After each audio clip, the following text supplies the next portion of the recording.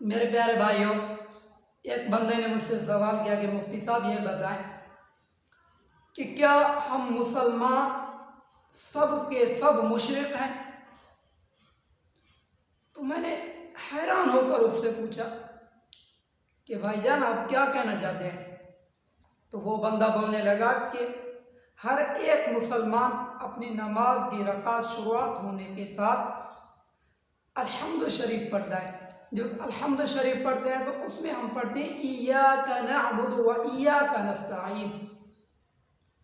اے رب کریم ہم آپ ہی سے مدد مانگتے ہیں اور آپ ہی کی عبادت کرتے ہیں۔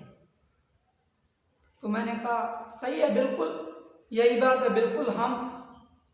ایاک نعبد و ایاک نستعین کے اوپر عمل کرتے ہیں۔ تو وہ بندہ بولنے لگا کہ اگر ہم اللہ کی ذات سے ہی مدد مانگتے ہیں تو پھر ہم لوگوں سے کیوں مدد مانگتے ہیں؟ حالانکہ اگر ہمارے پاس پیسے نہیں ہوتے تو کسی بندے کے جا کر کہتے ہیں کہ فلاں بھائی مجھے کچھ پیسے دے دے،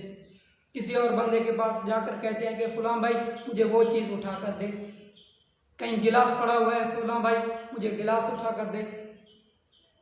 مجھے جو ہے نا موبائل اٹھا کر دے، مجھے بائک دے دے، میں یہاں سے کچھ سفر دور کر کے جاؤں گا، میرا تھوڑا کام ہے، میرا یہ کام کر دے، فلاں کام کر دے، فلاں کام کر دے۔ تو پھر ہم تو اللہ کے اس مقصد اس فعل جو ہم ایاک نعبد و ایاک نستعین کے اندر پڑھتے ہیں اس سے تو بالکل ہٹ کر رہے ہیں،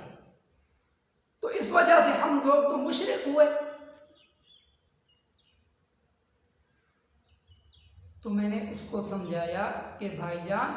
ایک بات سنیں، یہ جو دنیا ہے نا، یہ دنیا ما تحت الاسباب، یہ سببوں کے ساتھ چلتا ہے، ایک دوسرے کے سہارے کے اوپر چلتا ہے۔ ہر کوئی چیز جو سبب کے نیچے ہو،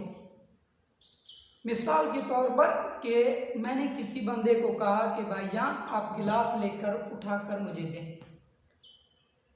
تو وہ بندہ اس گلاس کا محتاج ہے کہ وہ گلاس پڑا ہوا ہے اور وہ گلاس اٹھا کر مجھے دے رہا ہے، تو وہ چیز تو پڑی ہوئی ہے نا۔ مثال کے طور پر کس بندے نے کہا کہ مولانا صاحب آپ مجھے بائک دے دیں یا گاڑی کی چابی دے دیں، تو میں اس کو گاڑی کی چابی یا بائک کی چابی اس وقت دوں گا کہ جب میرے پاس وہ چیز موجود ہوگا۔ جو چیز موجود ہو اس چیز کا مانگنا یہ شرک نہیں ہوتا،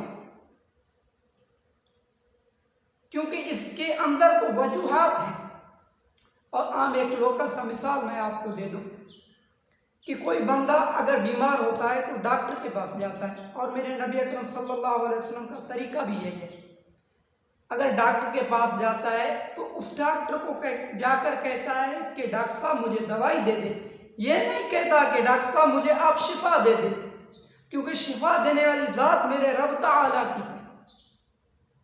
شفا دینے والی ذات میرے رب تعالیٰ کی ہے۔ ڈاکٹر بھی وہ دوائی کا محتاج ہے، وہ دوائی میرے رب تعالیٰ کا محتاج ہے کہ اللہ تعالیٰ کی ذات اس میں شفا رکھے یا نہ رکھے، وہ میرے رب تعالیٰ کی مرضی ہے۔ تو جو چیز ما تحت الاسباب ہو،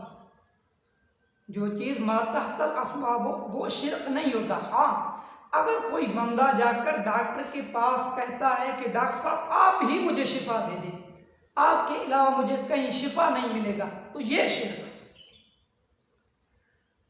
اگر ہم جا کر کسی قبر کے اوپر، کسی پیر کے اوپر یا کسی اور جگہ کسی پتھر کے سامنے جا کر کہتے ہیں کہ اے پتھر اے قبر جو بھی چیز ہے تمہارے ہاتھ میں ہی شفا ہے،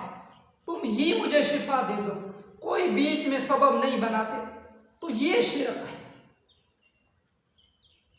یہ شرک ہے۔ اگر کوئی بیچ میں سبب ہو، جو بندہ جس سے ہم کوئی چیز مانگ رہے ہیں وہ بھی اس سبب کا محتاج ہو، تو یہ شرک نہیں ہوتا،